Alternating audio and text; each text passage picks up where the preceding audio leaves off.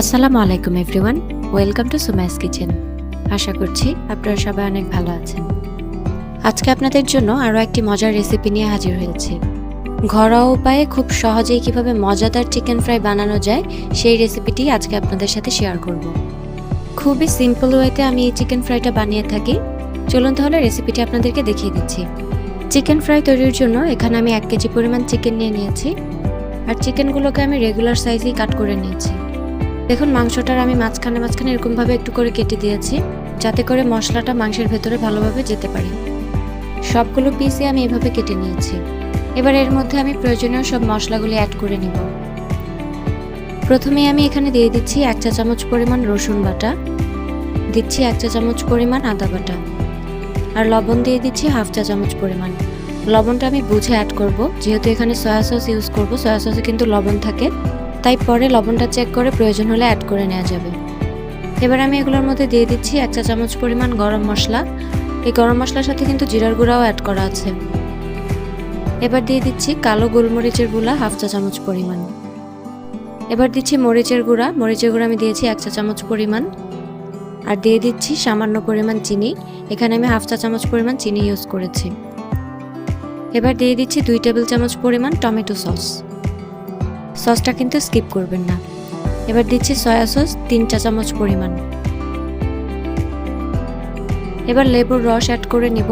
এখানে আমি 1 টেবিল চামচ পরিমাণ লেবুর রস অ্যাড করে নিচ্ছি। আপনারা চাইলে লেবুর রসের পরিবর্তে ভিনেগারও অ্যাড করতে পারেন। একটি বাটিতে আমি একটা ডিম ফেটিয়ে নিয়েছি। এবার এই ডিমটার 3 ভাগের 2 অংশ আমি এখানে দিব। সম্পূর্ণ ডিমটা দিলে এটার পরিমাণটা বেশি হয়ে যাবে, তাই আমি কিছুটা ডিম রেখে দিয়েছি। এবার এই সমস্ত উপকরণগুলোকে আমি হাত দিয়ে খুব ভালোভাবে মাখিয়ে নিব। মাখানো হয়ে যাওয়ার পর আমি এটাকে রেস্টে রেখে দিব। এই চিকেনটাকে কমপক্ষে আধা ঘন্টা সময় পর্যন্ত রেস্টে রাখতে হবে। তবে আপনার হাতে যদি সময় থাকে আপনি চাইলে 1 ঘন্টা বা 2 ঘন্টা পর্যন্ত রেস্টে রাখতে পারেন। চিকেনটাকে এভাবে ঢেকে রেস্টে রাখতে হবে, কিন্তু ফ্রিজে রাখতে হবে না। যদি আপনারা 5-6 ঘন্টা কিংবা একদিনের জন্য রেস্টে রাখেন, সেক্ষেত্রে অবশ্যই নর্মাল ফ্রিজে রাখতে হবে। ফিরে আসলাম 1.5 ঘন্টা পর। চিকেনটাকে আমি 1.5 ঘন্টা সময় পর্যন্ত রেস্টে রেখেছিলাম। আরও কিছু উপকরণ অ্যাড করতে হবে। এখানে আমি দিয়ে দিচ্ছি ময়দা, 1/2 কাপের থেকেও কিছুটা কম পরিমাণ আমি ময়দা এখানে ইউজ করেছি। আর দিয়ে দিচ্ছি কর্নফ্লাওয়ার। এখানে আমি 3 টেবিল চামচ পরিমাণ কর্নফ্লাওয়ার অ্যাড করেছি। এবার আবারও হাত দিয়ে ভালোভাবে এগুলোকে মাখিয়ে মিশিয়ে নিব।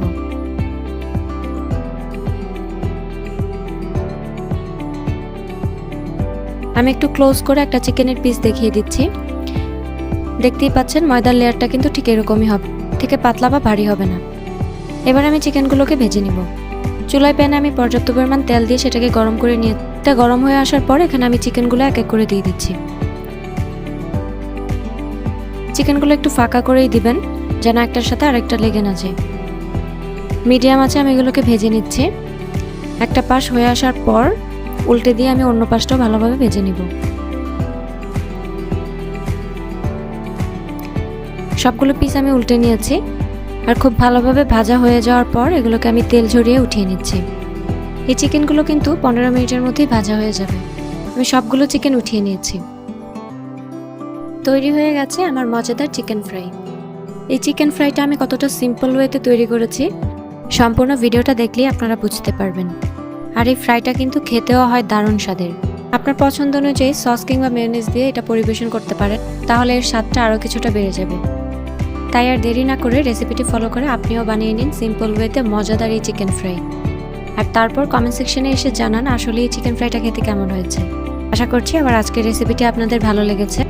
এরকম আরও সহজ এবং মজাদার রেসিপি পেতে আমার চ্যানেলটি সাবস্ক্রাইব করে পাশে থাকুন। চ্যানেলটি সাবস্ক্রাইব করে পাশে থাকা বেল আইকনটা প্রেস করতে কিন্তু একদমই ভুলে যাবেন না। দেখা হবে আবারও নতুন কোনো রেসিপি নিয়ে। আল্লাহ হাফিজ।